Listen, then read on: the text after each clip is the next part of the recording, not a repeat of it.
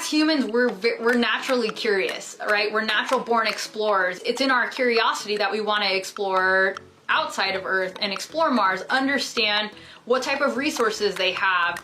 Can it sustain human life? Personally, my biggest worry is just making sure that the pieces that I designed and I worked on work. We've gone through extensive testing and it's become your child and you just want to see it do its best when it gets to perform on the surface of Mars. So there are a lot of really cool instruments on board the Perseverance rover. One in particular that happens to be my favorite is MOXIE.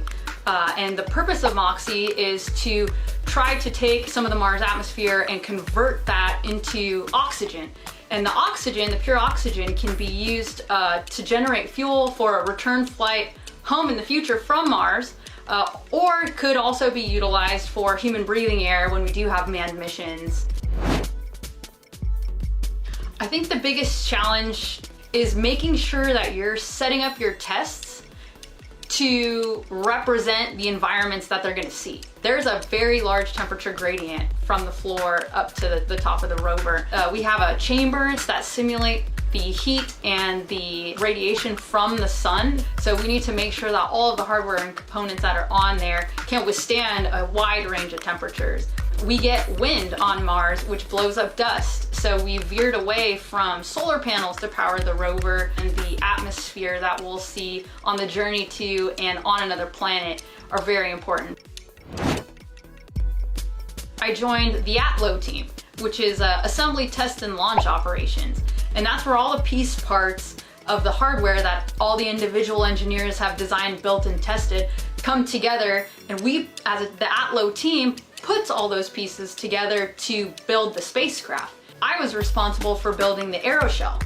And the aeroshell consists of a back shell on the top and a heat shield on the bottom.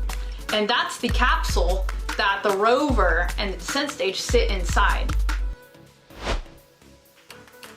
The Ingenuity is mainly a proof of concept to test new technology on the surface of Mars, right? We've never flown anything on another planet before, so this will be the first time that we do.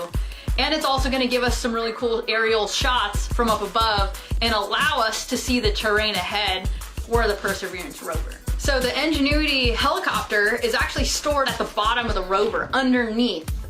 We have what's called a belly pan that ejects with pyrotechnic devices to then allow the helicopter to drop onto the surface and stand up once the rover drives away, and then it'll take flight from there.